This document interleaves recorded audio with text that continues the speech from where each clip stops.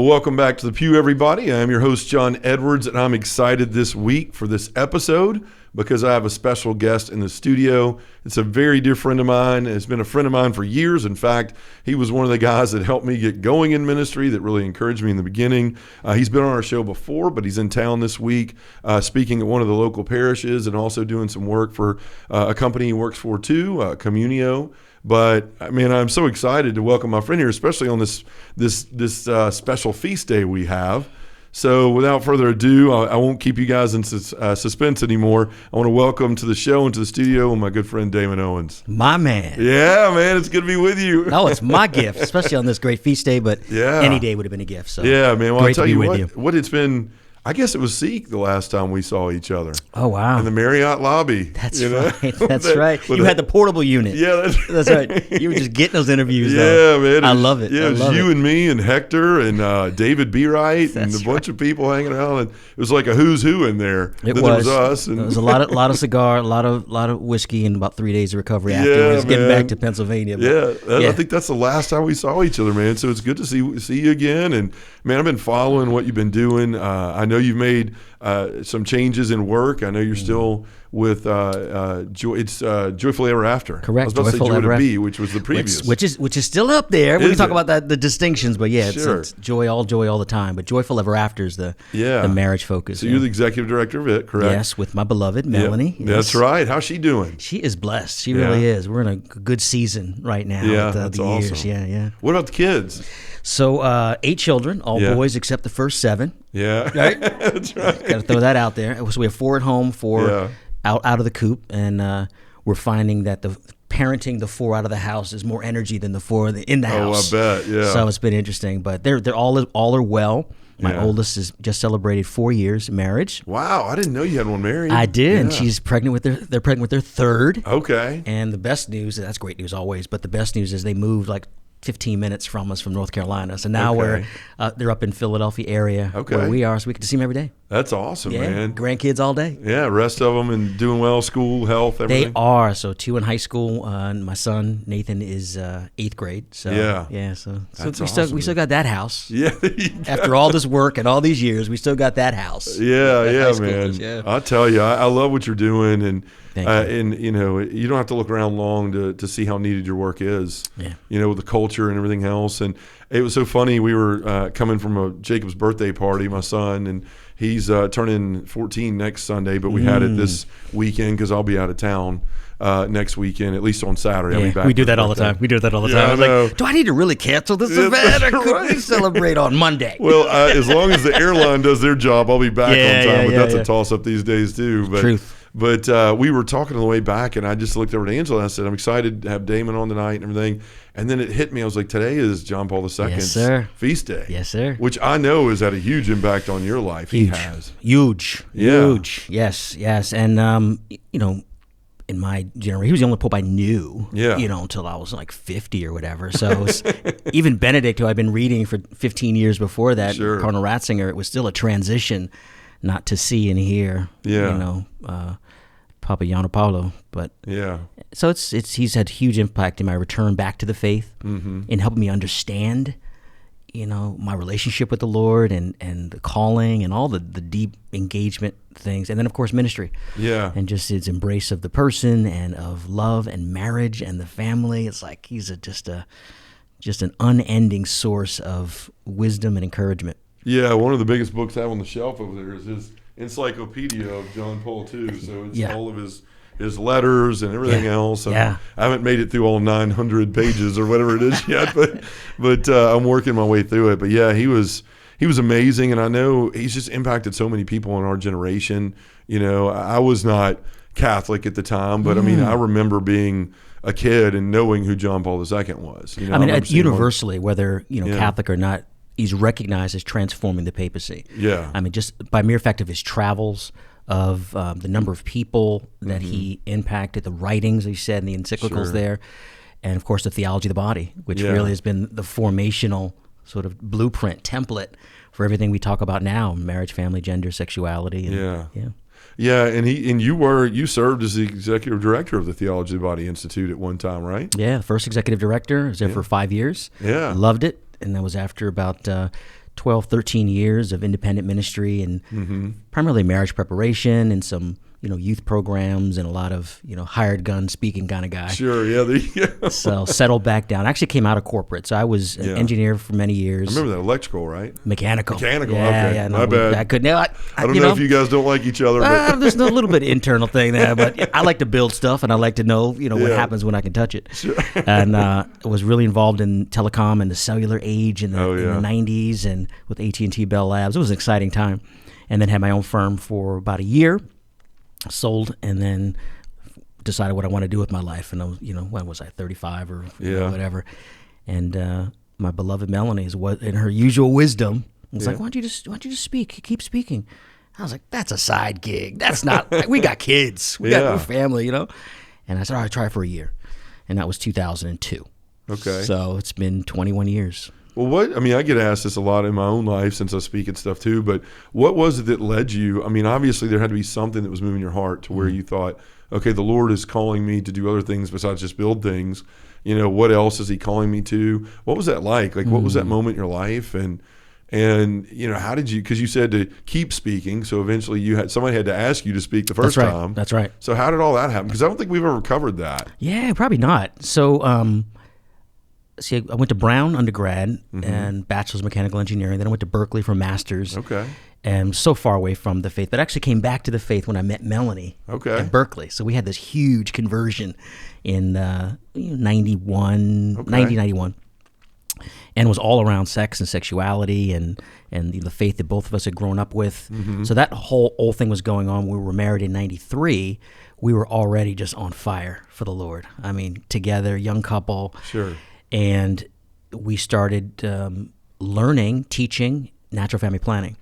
So that put us in front of other young couples. It put us in front of a whole world of, you're not going to find lukewarm NFP users in the Catholic world. So our whole formation in the beginning was around couples who took marriage seriously, who took sex and family and the faith very seriously. So they really formed us in those early years. Oh, wow. We had the fire, and they brought a lot of the wisdom and the gold to bring to the furnace.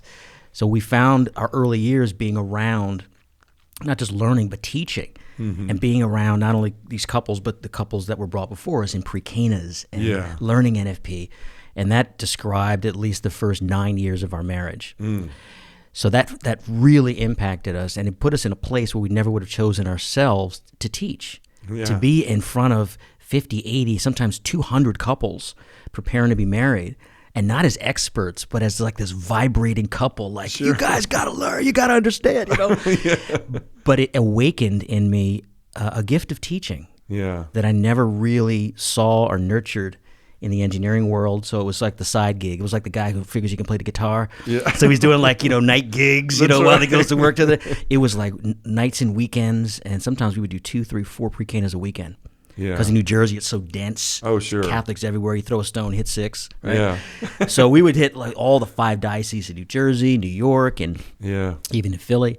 So it became part of our norm. And I started to realize I love to teach. It's like how I learn. Yeah. So it's not just, just the learning piece. It's the encountering people and the transformations and the fascinating reality of what people actually hear. What you think you say, what you actually say, what people hear, right? And then what they want to hear. So it's like this whole like relational reality. And Melanie and I had been doing that together from 93 to about 2002. And then when I left corporate, that whole year was just a huge disjointed year with all kind of things in turmoil.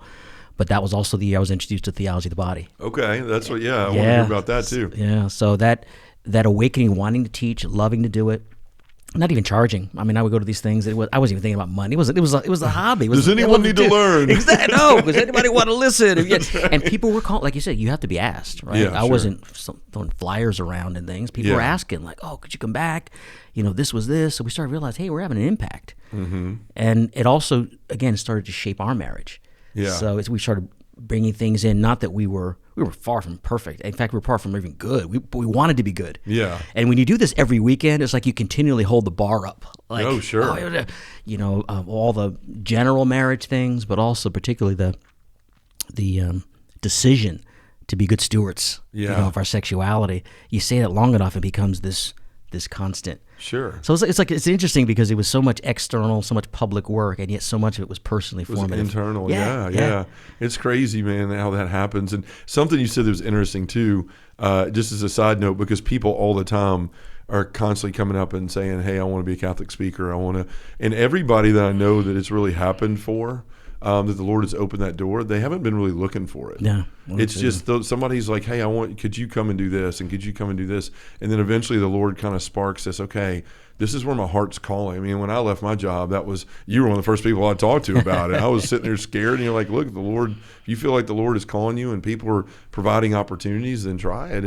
And so for those people that are listening, that are out there that may want a life in speaking, it's going to be a door the Lord opens for you, not one you open yourself. Very true. So I think that's something important that you mentioned. But yeah, the theology of the body. So like, how'd you stumble across that? I mean, you just looked down on the sidewalk one day and there was the theology of the body? No, like 95% of everybody in the theology body was Christopher West's story, right? So sure. He's in Pennsylvania. I was in north of New Jersey, and I had been the NFP coordinator for the Archdiocese of Newark. I had been speaking, like I said, pre-Cana as an NFP, and I was, doing some work with some, more national, like Dr. Janet Smith, Father Richard Hogan, God rest his soul, and a lot of pro-life work. So there was I could see there was a world there, but it was never something I was like, oh, I want to be a Catholic speaker. There was really, in my world, there was no such thing. Sure. Even Christopher was just coming onto the scene, maybe a few years. So I was given a talk at, I think it was a youth event at Seton Hall, and there was a mixture of, Catholics and then students, and it was kind of like, and afterwards this kid came up by, he was like, man, you're awesome, you sound just like Christopher West. And I was like, okay, thanks, I don't know who that is. He handed me a cassette tape. That ages me, right? Handed me a cassette tape, and it was like it was Naked Without Shame. He was like, oh, you listen to this, man, listen to this. And it sat in my car for like 3 months, right? Because I was just, not because it was just like, it was literally on like the floor. Sure, yeah. And I was driving down, Jersey folks would know, Route 280 between West Orange and Newark. Okay. And I looked down there, and I was driving. I reached down, and I picked up the tape. I put it into the car, and I listened. And as God is my witness, I had to pull the car over because this man did in about 9 minutes what I know, having done it for so many years, it would have taken me an hour. Yeah. And he did it more compellingly. Wow. So the whole framework of this theology of the body, which I had no idea, I never heard the phrase before, never heard him before, but it's the same subject matter about the stewardship. And I had been using classic, more Humanae Vitae, and unpacking how that lives personally. And it's a long arc, from that. Sure. So if folks who don't really recommend, the contraception question in the 90s is equivalent to the gender question now. Of today, yeah. Hot. I mean, just bringing it up. People would, it's not like that in all anymore, right? Stay out of my bedroom, stay out of my business, but violently, why are you bringing this up in marriage prep? So it was a navigating turbulent waters, and Melanie and I really were gifted to be able to speak to our peers at the time and enter into that. So when I heard him do that 9 minute, 10 minute max, I was like, I need to learn this. And he was dropping words that I just didn't connect before. So that was really the start of it. And I went to find that book, and I went to, I was just starting a marriage ministry. I'm starting a NFP ministry. Okay. Yeah. Because I'm trying to figure out how to support the family and build my first nonprofit, New Jersey Natural Family Planning Association. Sure. So, a little bit of corporate, a little bit of... And all the prestige. It's all the prestige. Exactly. And all the money. Exactly what that is. And my idea was, I'm going to get all 5 family life directors in the state. We're going to have a single, unified, source with multiple programs. And I was going to make something professional. Yeah, that didn't work. But it did get into the marriage prep world. But I wanted to get a big splash event. So I'm thinking, all right, I need a big name. I need people to show up. And I said, let me call this Christopher West guy. And I talked to his assistant, who ended up being one of my good friends, Janine. Okay, yeah. Years, Janine. And she was like, and she said, when do you want to do it? It was like August. Excuse me. Yeah. I said, I'm thinking like, maybe 19th of September. She's like, of this year? And I was like, yeah, what are we talking about? Yeah. Well, he's booked like 17 months out. I looked at the phone like, he's got booking events out for the next 17 months. Wow. Now remember, this is before there was even this idea of lay Catholic speakers. Sure, yeah. You get your priests, there might Matthew Kelly, there might have been like a Mary Beth Bonacci, there might have been, but there was no such thing as this. So I'm like, if there's a market So I had all kind of thoughts going through. Sure, yeah. Anyway, I did what I usually do and just kept pressing and got him. Yeah. I got him. We finagled a time and a day. Sure. And what's beautiful is that night we had over 500 people with like 3 weeks notice showing up at Seton Hall University. And to this day, I hear from people in that New Jersey area, there must be dozens, or at least a dozen, apostolates and ministries that started from that night. Wow. Holy Spirit showed up, and the people there were, Christopher just killed it. I mean, just knocked it out of the park. Sure. Me too. I'm sitting there just like, this is, first time I met him, first time I heard the full theology of the body that way. And that night was the start for so much in that New Jersey, New York area. So it was one of those Holy Spirit nights. Oh, I bet, man. He's phenomenal. I mean, I've had the blessing to work with him and with Bill Donahue and with you, and you all bring such a different flavor and gift to the same teaching, and it's just a testament to, again, the impact of John Paul II and the work. I mean, for me, I remember the first time I ever heard theology of the body was when I was up with Chris Cope and those guys in Cardinal Studios, and they were doing the Rise thing, and met Bill Donahue, and everybody kept throwing this theology of the body thing around. Like, what does that mean? Like, theology of whose body? Right. Whose body are we talking about? Like, is it like the body? Is there like a dummy going to be rolled in here? We're going to have pointing out things, and so I asked Bill probably one night about it, and he was telling me all this stuff, and my head felt like it was going to explode. Yeah. Because it was just so much, you know. And I remember asking him, I said, well, what, like, sum it up for somebody who's not super intelligent, And he said, be a gift. Is what he said. It's still true. Yeah, it's be a gift. Bill, he got it. Yeah, in every way. And so that's what had me start researching it. I started first going to other people that had researched it, like you, and Christopher's got tons of books. Jason Everett's had some theology of the body for beginners, and I fell in love with it. And honestly, the same thing you're talking about with Melanie, like, it started to change my relationship with Angela too, because I had been someone that was Protestant, and I came into the church and wasn't fully coming to the church for the right reasons. I was coming in to marry her, and it's a great reason. Yeah, that's right. Like, why are you here? I want to marry her. That was it. Welcome. Yeah, yeah. Just come the next 8 months and you're in. Yeah. But all those things happen. But it wasn't until the theology of the body where I started really thinking about sexuality and the way we interacted that way. Started seeing places where I was using instead of loving. And it blows your mind, because you sit there as a guy or even as a woman, I'm sure too, and you wonder why you're in the fights you're in or the arguments you're in, or there's always a tension. And until you start to open up the beauty of that work, it's hard to understand that, right? It's just, and I think so many people are lost in that. Why can we not get along? Why can we not communicate? Why do we keep hurting each other? All those things. Well, you nailed it. I mean, this is sort of the beauty way. It never gets old. But I think the part of first of all, the power in it is what John Paul's goal in it, and he succeeded, was to give what he called an adequate, a full anthropology, like the fullest truth of the human person. Yeah. Right? And in that truth, you'll then be able to have a frame, a vocabulary, an approach to understand real human experiences. Yeah. So this is important. I actually said this in my prep class this morning, right? Okay. where we have experiences of things, and they're there when we have no idea what they mean. They have a certain effect on our affect, right? They make us feel good, right? But it's an experience. Then we're wired to find meaning in those experiences. Yeah. And we try to think of everything that we know, everything that we've seen, everything that to try to make sense of a real experience. And that calls into question authorities. It could be, medical authorities, science authorities, theological, church. It could be, subject matter experts. It could be ourselves. But what it does is when we search for the meaning, like, everything comes together to try to figure that out. Yeah. The intellect, the memory, imagination, learning. It's a very human thing. Well, what the theology of the body offers, and I think why it has taken off so quickly, so strongly, is that it gives a framework, a truest framework of human experiences that we've all had. Yeah. Of being human, having a body, having senses, see, smell, hear, taste, touch, of being male, of falling in love, of being hurt, of being disappointed, of being a son, of being, a brother, and all these things carry with it these questions about identity, about those relationships, and about reasons why we're here, like our mission. Yeah. And when John Paul dropped this, he didn't drop this as some academic exercise. He dropped it to say, And you read it, and it's very propositional. He's like, well, could this not be? If this brings joy, authentic joy, not just delight, not just pleasure, but brings joy, that must affirm a truth about the human person. And then he ties it directly to Christ's own words, right? Yeah. An origin, a history, and a destiny. And it all feeds into, these long-standing truths of the church, like Christ is the perfect man. He's humanity in perfection, and he is God. Yeah. So fully God and full humanity means that when Christ acts, he reveals who he is. Right?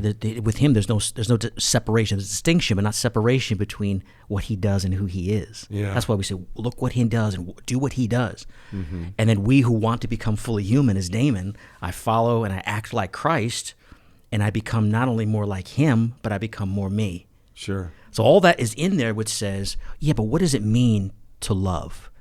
What does it mean, even that loaded statement that Bill and you just summarized, be a gift? Yeah. That's loaded. Yeah. Because it gets in questions about, can you really become something? Yeah. What is gift? Is it just this initiative, or is there something about we receive? And there's a whole just pondering. There's a whole reflection that gets back to real experiences that we've had, and saying, that must be true because that brought me joy, right? Or that really, really hurt me. So there must be something about that was either missing, something that was disordered, something that was, but we do that because we've had the experience. Yeah. Now, I think there's going to come a time, and we might be in there now, where the language and vocabulary of the theology of the body, about mutual self-gift, the reciprocal gift, about being made for our own sake, and following the origin, history, destiny, that we're getting to the point now where it's so baked into sacramental preparation, to even understanding the sacraments and reading the scriptures, that I'm curious to see how the new effect that it's going to have on a generation, right? Where you can learn this, it can be part of your original unpacking of your experiences. Because when it came out, more popularly, in the 2000s and stuff, it all came to us broken folks. Sure. Right? So we're using it like a balm to figure out, why am I divorced? Sure. Why am I unhappy and frustrated in my marriage? Why am I not married? Yeah. Why, am I broken in my sexual, decisions? Yeah. So that was what it came on to, like the balm, to try to figure out a whole bunch of adult experiences. But I just wonder, as you start to make that part of standard human formation, what's that going to do for a generation that there's still going to be brokenness, but I think having that framework early is going to affect in a different way. Well, and it's baked in now, like you're saying. I mean, it's just, this isn't theology of the body, this is Catholicism. Yes. Right? I mean, just like that cup of cappuccino Angela made you. I mean, somebody 50 years ago would have said, what is this, right? Like, this is different. It's not black coffee. It's not whatever. Ignorant rubes. But right. Yes. Yeah. They also saved $12. But at the end of the day, everybody now is like, oh, this is just coffee. This is just coffee. It's what it is. And that's exactly what you're talking about is it's just become such a natural part of the progression of where people are. And that's why I love going to Steubenville and Seek and all those things, because these young people are aching for this stuff. I did an event yesterday in Hattiesburg, Mississippi. It was the first men's conference they put on. It was actually a guy that was from here, and he moved down there, and they had nothing for men, and it was their first day doing it. I did the whole thing. It was just me. Nice. And it was 180 men. Nice. And a lot of them young. It was right there on the University of Southern Miss campus. Shout out to all the people that were there, by the way. But a lot of them were young, and they got out. One of them recognized me or something. He'd been to Seek and saw me and came up, and we were talking the night before when I got there, and he was just, everything they were saying was theology of the body. Yeah. But never once did you hear the phrase theology of the body. Yeah. It was just who they were trying to be and how they were trying to respect one another, and the women that were involved and all of these things. And for me, I think that's why it's so important for men. And, we have men and women that listen to the show, but it's predominantly men. And one of the things that we get the most in emails and questions about is, how do I stop being so selfish? Why does my wife, and another one is, why does my wife not want to make love to me? Why does my wife never want to go to bed with me? And those things are pretty intertwined. Sure. Because most of the times when I looked back, I was always thinking, why am I not getting what I need? Instead of, okay, I'm probably not getting what I need because I'm not giving what she needs, right? And some of those things. And so, I don't know, Damon, we live in a crazy world now where marriage has become a we'll see instead of an I do, and that's even if they get to the altar in the first place. We're living in this climate of gender dysphoria you mentioned, and all these pronouns, you can't even keep up with them and all this stuff. And where do you think all this falls now? Because here you are, a champion for marriage. I mean, your whole ministry is about that. The ministry you've been in, and now the one that you've partnered with in Communio, which I want you to share about those things in a little bit. But I mean, it seems like everything right now is a direct attack on the family and marriage and love. And the way that God chose to show his love to the world is the family. So what are your thoughts there in this? Because I know people writing all the time about kids that are being led astray by this, kids that have no intention of getting married, all of these things now that were not even a thought, 20 years ago. That's right. Or if they were, it was considered just an outlier. We didn't give it pain and no, never mind. But this is I'm all in on this, and it's come about almost 3 decades now of being all in here. So this is it really, and seeing how it's changed culturally, how it's changed to live out a marriage and a faith that that we have, but also of proclaiming it in a culture like this. So I kind of grabbing onto different groups and areas and initiatives because they all are really addressing the same issue. I look at broadly, the theology of the body is about getting to the what and the why of why marriage is so important, why God created in the beginning, before the church, before government, before anything, right? Yeah. It's a human institution he created from the beginning as the primary place where humans become fully human. Yeah. I mean, let's just name it what it is. And even on this side of sin, marriage carries with it that primordial power, dignity, value, worth, the ability to form us, to become men, to women to become women. But it's a human formation, and it is a school. That's why our faith calls it a school of love, marriage and the family. And we're learning how to love. We're learning the experience of being loved, and then what to do with that as initiating the gift, and what it looks like as a husband, as a father, as a brother, as a son. And Communio has been a great gift because this year working with them has added a real understanding of what's happening in the culture and how every parish can have a more impactful role. In fact, have an impact on it, because right now parishes don't have impact when it comes to relationship ministry. We need to come to that bare fact. Yeah. One of the statistics that our research has shown is that, rightfully so, the average, for the last few years, $4 to $6 billion has been spent every year on youth ministry. Wow. No complaints whatsoever, right? We're trying to save. We see, Decision for Christ at 13, got it. The average church in America only spends $0. 85% of churches in America spend $0 on relationships. And this is churches. This isn't just parishes. This is churches. Catholic, Christian, non-denominational, mainline Protestant. The Christian church experience is not one that's focusing on investing in relational ministry. And what I mean by that is for singles, marriage preparation, marriage enrichment, and marriages in crisis. That's what we call at Communio, our full circle. Yeah. Because it's all connected, right? It's a single, marriage prep, marriage enrichment, marriages in crisis. And the church should be the place where not just parishioners, but the neighborhood goes to as a place for help, for strength, for encouragement, for growth. And that's like one of the core competencies of Christianity. Yeah. We know what a human person is, and we know how we flourish. Sure. And that God's given us marriage, and we help you to grow and flourish in that. Regardless of the laws, regardless of what's permitted or redefined, the church is always that, and yet we don't invest at all. Yeah. So our work at Communio is about helping any individual church who is already on mission for marriage to do what probably no church they've seen do. Yeah. To help the 1 in 5 couples in the pew who self-describe as struggling in their marriage. 1 in 5. Yeah, that doesn't in the surprise pew. me. So they're showing up at Mass. Yeah. Right? That's the sort of an in-reach that we speak to. The other is the outreach, where every church, every parish has got houses across the street, walking distance, and a fraction of them are actually parishioners. Yeah. Right? Now, also it's different down in the South here, right? You're like more dense, with that.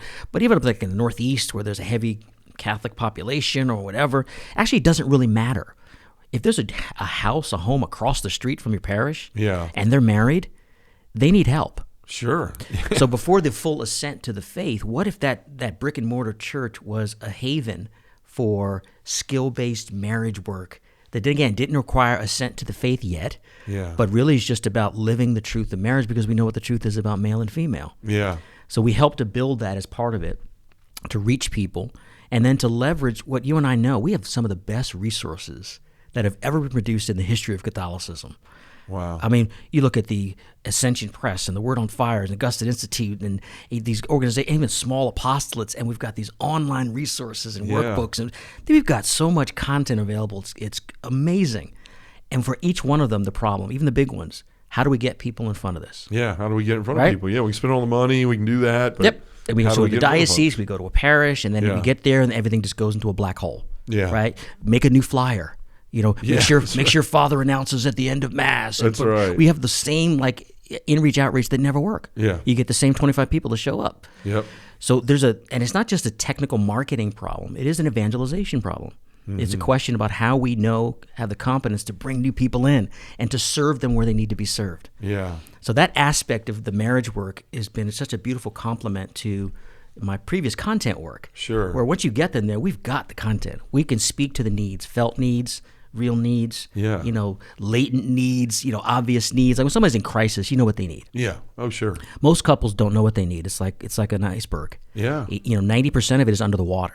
And then they feel embarrassed to even talk to anybody because they have to admit that they have a problem. Exactly. Right? Then everybody's going to think we're not perfect. Oh, I'm a lector. I'm a prep teacher. I'm a deacon. You mentioned earlier the pictures on the wall behind me and Dr. Bob Schutz, and I'll never forget a couple of years ago. I've gotten really close, and I'm actually going to work with them starting next year, leading men's healing conferences with Paul George. Praise God. Yeah, so Bob asked me to do that. That's going to transform everybody. Well, man, I hope it transforms me. Oh, no, it will. No, it will. But he's become a good friend, and I remember a couple of years ago, Angela and Angela's in here. I mean, she's always in here, so she can throw something at me if she wants me to be quiet.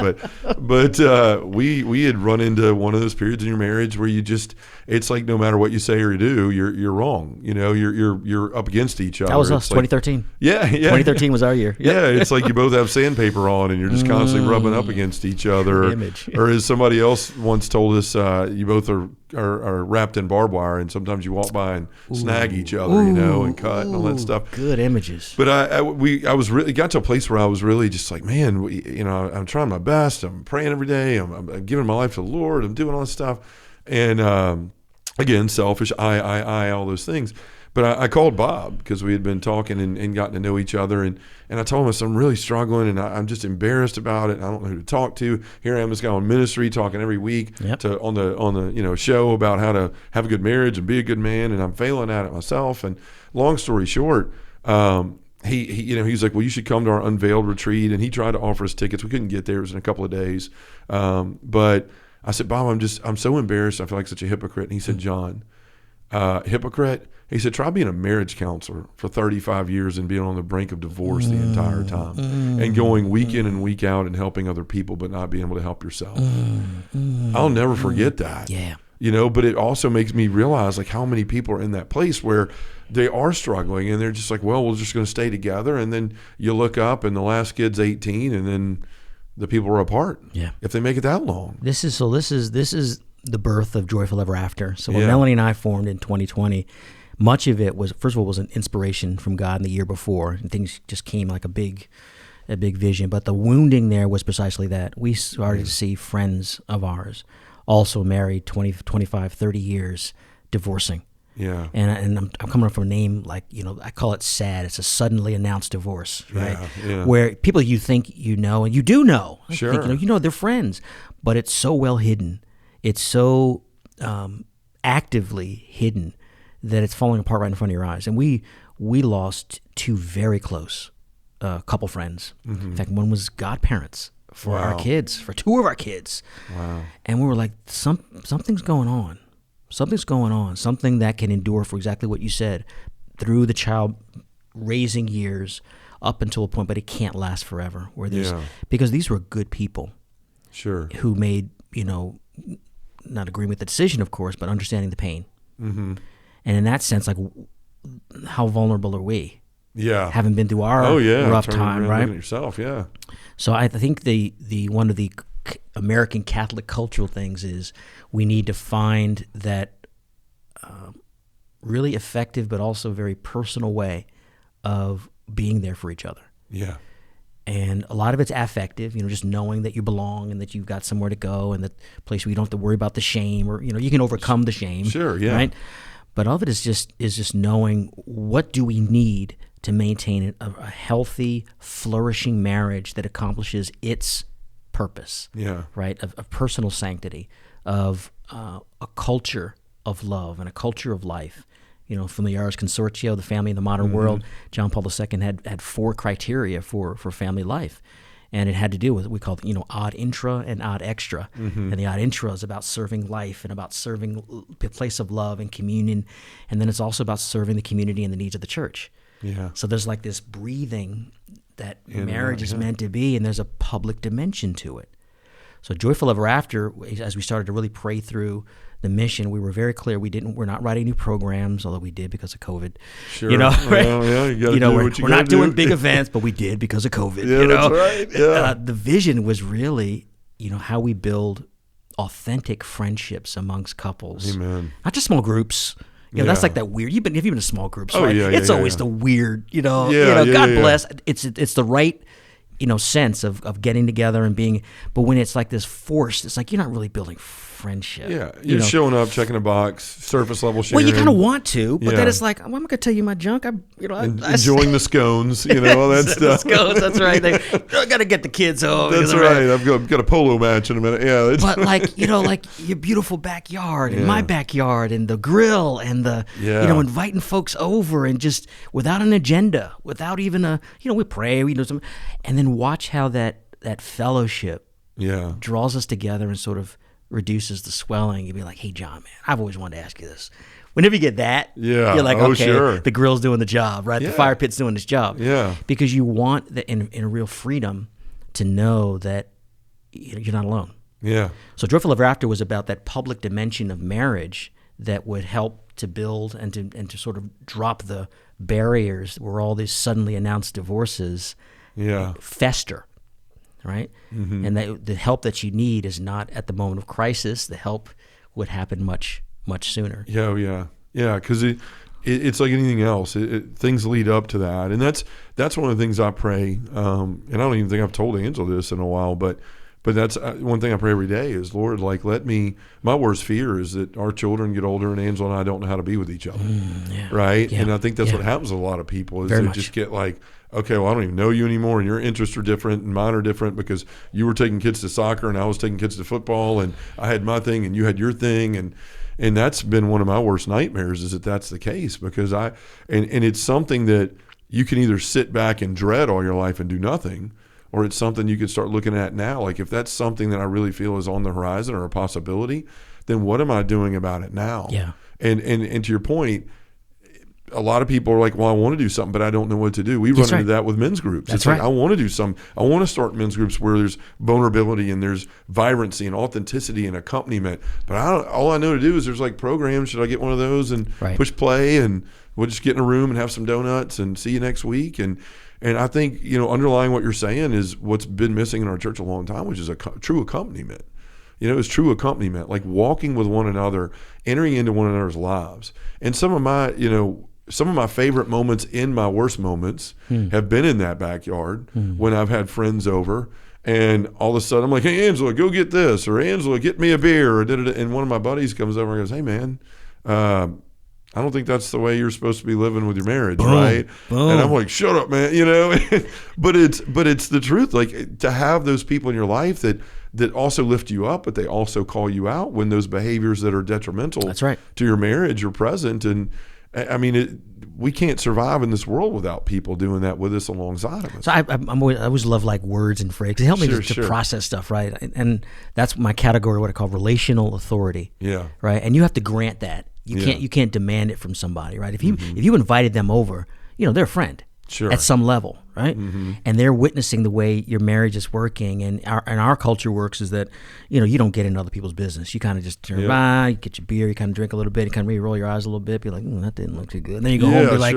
I saw something that didn't look too. But to have the relational authority says, yo, bro, that's hey, Angela, you're a good woman to take up with this man. You get into it because it is our business. Yeah, it's not everybody's business. Steubenville did a study, and they called relational, I think they call them study quads or Bible quad, the quad thing, right? And I adopted that years ago, probably 2019 when I first heard about it like this. So I want to build couple quads. I think it's a sweet spot, right? You get 1 or 2 couples, it gets really intimate, really. You get 10, you get lost, right? Yeah, sure, yeah. But there's something about building, that group of 3 other couples where you really journey together. And there's also, it sounds contradictory, but there's also a sweet spot of getting new people in. Oh yeah. So there's a flowing river to it where it's not like you find your 4 and then you kind of huddle together and then no thanks, we don't want anybody else. Exactly. No, there's got to be somewhere a natural way. I don't know what the time limits are. I don't know yet. We're going to be piloting all that. But there's something about that this openness to invite new in because it does change the dynamic of the group, and it's good.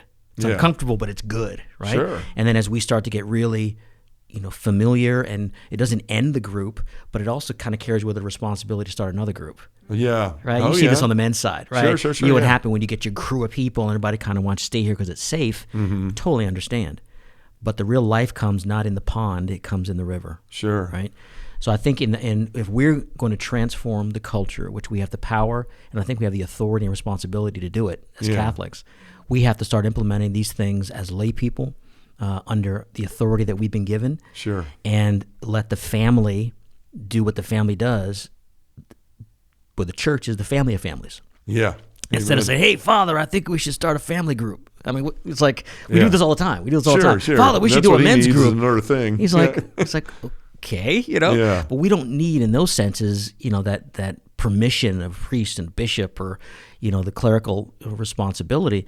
We want it coordinated. We want it integrated. We want to work for his gifts to be part of this and move for sure. But as far as this is on us. Yeah. Like you're out there, you're doing it. I'm trying to. Well, you are doing it. Yeah. Let's just name it, right? Yeah. This would not have been something that was part of the 1950s church or the 60s church, right? Yeah. It's the rise of the laity the Second Vatican Council called very explicitly. And it's taking the right authority in a right place that doesn't compete with the clerical. It actually complements it. And when both of these are out of order, one of them tries to overcompensate for the other. So you hear these radical sort of, we don't need priests, we are the church, and we can do all, as if the cleric, and they're all out of whack, sacramentally and ecclesially. Sure. But for years we had the clericalism, for decades, if not for centuries, where everything went through the priest. Yeah. Everything went through the bishop. And if he says, this is what you do at home, people go, okay, well, I'll be a good Catholic and do this at home. So, we can't have a romantic vision of somehow going back to some era. Yeah. This is a new era that the church has never seen.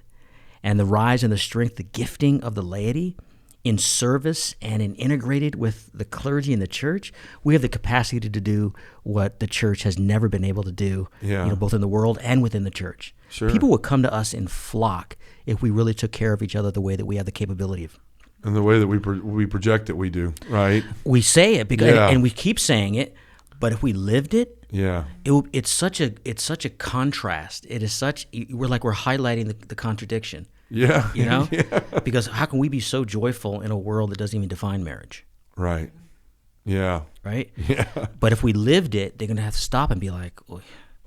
It's like even our Mormon brothers and sisters, right? We don't, without getting into the theology. We look at the Mormons and we're like, they got this family thing down. Yeah. Right. And you got to give them the props for the priority in how they do it, regardless of the theology. So in that sense, it's a public witness. And if Catholics did that beyond the stereotypes of having 8 kids, 15 kids, the world would have to be like, you got to give the Catholics. There's some happy families. Yeah, and this is exactly a place where the laity can take the lead, right? Because priests can't get married, right? I mean, they're married to the body of Christ, obviously, but in the literal sense, I mean, you need to have laity living and it's rising up. This is our proper domain. This is our right domain. Yeah, because we need we're to step in it up every day. Yeah, and that's the thing too. I mean, our bishop says all the time, Bishop Talley. I've heard him a million times say, "Look, 99% of the church is on the other side of the altar, not the side that I'm on, right? And I want you to stand up and do things." And then where we run into the problem, Damon, is so many people. I see it in men's ministry all the time. There were guys yesterday. I did a training after the conference for, I think there was 14 different parishes of men there that wanted to start something for men, and everything was, well, what am I going to do? And I'm like, I'm fixing to show you, and I'm going to give you the tools to be able to do this. Yeah, but I didn't either. Yeah. I didn't either. Yeah, it's scary. I mean, we come to grips with that kind of leadership, that kind of responsibility. Yeah. There's some terror there, right? Oh, yeah. But the way that you're doing it, the way that you build in friendship, you build friendship in friendship. Yeah, right. amen. So you're there, and you're like, look, add your heart and stir. Yeah, right. that's it. If you got the heart, here's how you do it. That's it. So you don't have to be the creator of all new content. You just got to have the heart, the responsibility to take the lead. Sure. And when you take that lead, you're gonna realize you're gonna come up with a dozen other leaders. That's right. They're gonna show up. And I never remember, any of the apostles handing Jesus a resume, and here's everything I've done in evangelization if you'd have me, Lord, right? He picked the worst of the worst and the guys that shouldn't have been anywhere near bringing people to the faith, and they changed the world. That's right. And that's what I'm trying to preach to people all the time. I don't have a theology degree. I don't even have a college degree, right? But I love the Lord. And I've met him, I've encountered him, he's changed my life, and he's given me gifts and talents that I've now recognized to be able to go out and serve others. And those are the requirements of in the kingdom. Those are the requirements in the economy. The degrees are in the other economy. Sure, that's part right. Of the other economy. Right. But we're part of it, so we're like dual citizens. So it's not dismissing it. Yeah. It's just saying don't let that distract you from where God's calling you. Amen. Well, so Damon, like we've been talking for a while now, and I know we're going to get to dinner in a little bit because you've been flying and traveling and stuff. But for those out there that may be struggling in their marriage right now, because I can't tell you how many emails I get all the time, either from men that are struggling, or I get some from wives and that have said, our marriage. I remember I ran into a guy in Louisiana. I was done a men's conference in Lafayette. And I go to that airport. It's four gates. I'm exhausted. I know that airport. I'm like, I'm going to get a Michelob Ultra, and then I'm going to go sit down and be by myself for a minute. And this guy saw my shirt. And, no, they saw your head. Yeah. So, what is that floating head above the crowd? Yeah. But he saw my logo on the shirt, something I had on, and he came over and he's like, "Hey, do you have anything to do with that podcast?" And as soon as I said something, he recognized my voice because we didn't have video; it was all audio at the time. And he comes over and he gives this witness to me about as he's crying, saying he was on the verge of losing his marriage. He was struggling with porn. His wife was had enough, and he ran into an episode that we put out there on marriage one time, or lust, or something like that. It's been a while. It was one of those, but he witnessed this change in his marriage because of someone openly talking about the struggles in their own, right? And that's. So, I know there's people out there that are struggling. There's wives that, she sent an email. His wife wound up, because I gave him my email, and she sent an email and just was this beautiful heartfelt. She sat there crying like a baby when I got it about thank you, because if it had not been for your willingness to talk about your own struggles, I don't know that we would have made it through ours. And so I know there's plenty of people out there, and you're one of the leading experts on marriage, what it needs. You live it. You don't just talk about it, you live it. So what would you tell people right now that may be in the middle of a struggle? I know there's a million struggles, but what do you have specifically advice for them, where to go, what to do? Obviously, you have your materials and what you do in your ministries, but what would you say? Because right now we're in this crisis of marriage in the world. People aren't getting married. They're not staying married. It's just it's a cesspool in a way of some of these things. Yeah. This is the beauty of sort of that first meeting that I have with couples or with husbands. Melanie and I have landed on a very particular approach to this, that we are not therapists. We refer all the time as necessary, right? Sure. And we do some couple coaching, right, on the couple level. But we found that the real impact that we have is in spousal coaching, individual spousal coaching. Okay. So Melanie has a very particular approach for wives. Okay. I have a very particular approach for husbands. And what I would say in general, without knowing anyone's story about what they're doing, first and foremost, there is a public dimension of marriage that's essential. That's sort of the first standard to throw up into the air, that you are not expected, and marriage isn't created to live in privacy and isolation. There's a private dimension, a personal dimension, but not a private dimension. Yeah. Right? There's something very personal about it. We're not spreading our business around the world. Yeah. But there's also of its nature in marriage is a public dimension. That's why we have witnesses to marriage. That's why we have it in with a certain impact that we know it has on community. So whether it's individual coaching, couple coaching, podcast, spiritual direction, or full-on therapy when it's required, honor that. You'd be surprised how many people think that all those outreaches are signs of failure.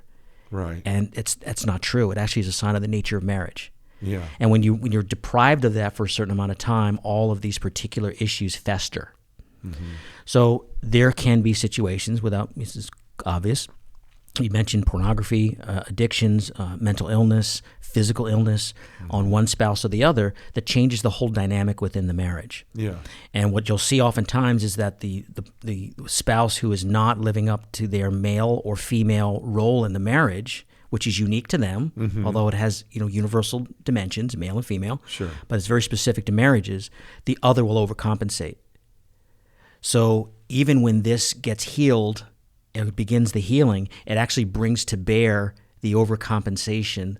For example, the wife who has a certain expectation about her husband's role, the husband may be a CEO of a company. When he gets home, he's just cuckold, right? Sure, He's just, but she's completely competent. The house is amazing. The kids are in all the programs. And she's in the women's group and the guild, and she's doing it. And there's this control factor that happens because there's an expectation of a certain level of performance and perception in the home, and he's just not. If I didn't tell him what to wear, he wouldn't know what to wear. He'd embarrass us by putting this on, or this house would never. And he's kind of backing down, like, I'm king of the roost at work, but she's the queen here, so I'm just going to back. Yeah. So it makes sense on the top to say, well, that's just how they operate. But the problem is the resentments. Yeah. That's the key of everything, right? That's the tell. And the tell is things may be getting done, and you may be able to go years, decades in that form, but the resentments build. That wife is just so resentful.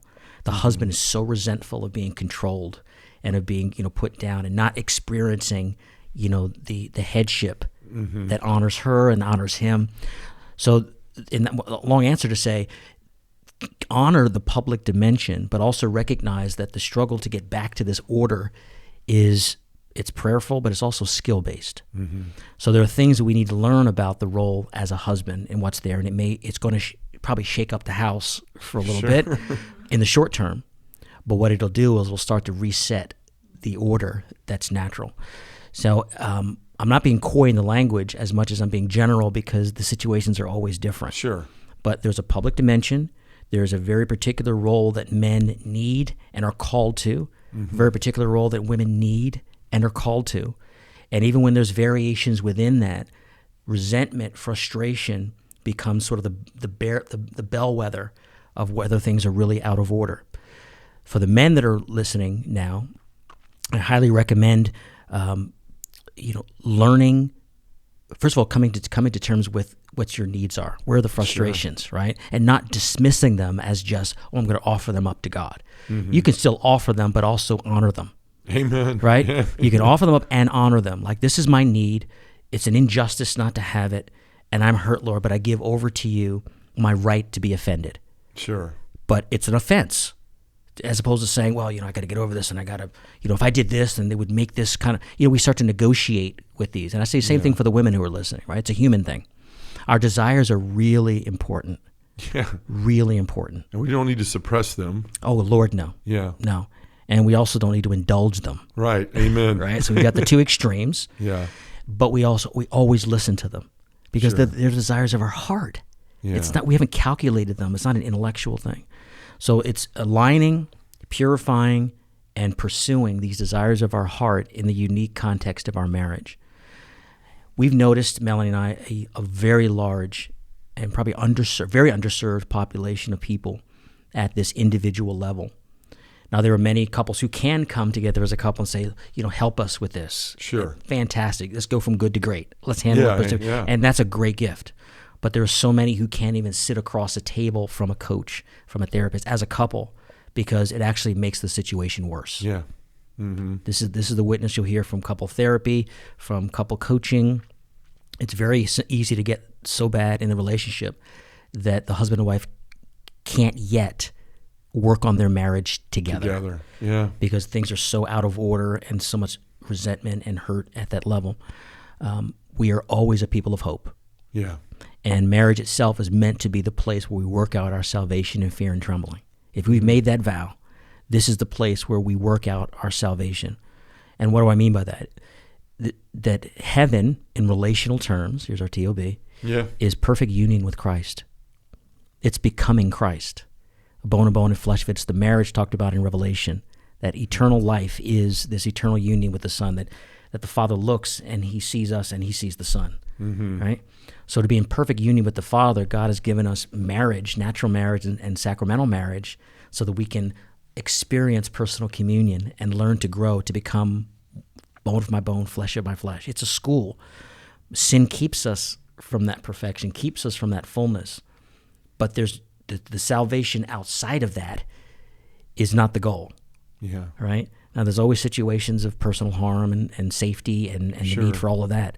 But don't dismiss what marriage can do in its resolution to heal your heart. Amen.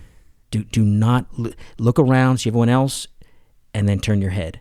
Because the world is operating on an entirely different understanding of marriage. We're in matrimony. The world is in a new form of marriage.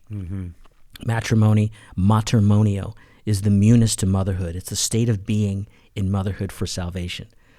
So we have to reclaim some of our understanding and our language so that our examples and our authority is not the broader culture. It's not the prevailing culture. It really is that original, that primordial, and that enduring understanding of marriage, that this is a healing place. This is a place where we learn, and we have to, it's here, or, very difficult to find. I'm going to say you never find it. Very difficult to find another place. Hang in there and search in that public dimension for the help needed. Amen. Well, Damon, you've been talking about two different apostolates, two different things that you're in partnership with. First your own, and then with Communio. Where can people find that? Where can they get the resources? Talk a little bit about those two things as we come to a close here. Yeah, absolutely. So as far as Communio, we are in search of, maybe your audience can help us. Sure. We're looking for that rock star priest, that pastor who's already on fire for marriage and relationship ministry. It could be singles, marriage prep, marriage enrichment, marriages in crisis. And I just need 30 minutes with him. To show how we can help him accomplish what he's already on. We're still small, Communio, communio.org, and we don't have the resources to convince priests that marriage is worth the priority. So that's just someday, hopefully. But right now, we're looking for those priests who are already mission-minded, that focusing on marriage fills the pews. Focusing on marriage serves people in the pews and draws people from the community to the parish. And that's what we do. Communio reduced the divorce rate in Jacksonville, Florida by 24% in a 3-year trial. Yeah, I remember 24%. Randy Hammond. Do you know Randy Hammond? Randy Hammond, yeah. Yeah, he's here in Memphis, and he was telling me that in a meeting one time. That's the first time I ever heard of Communio. It's the real deal.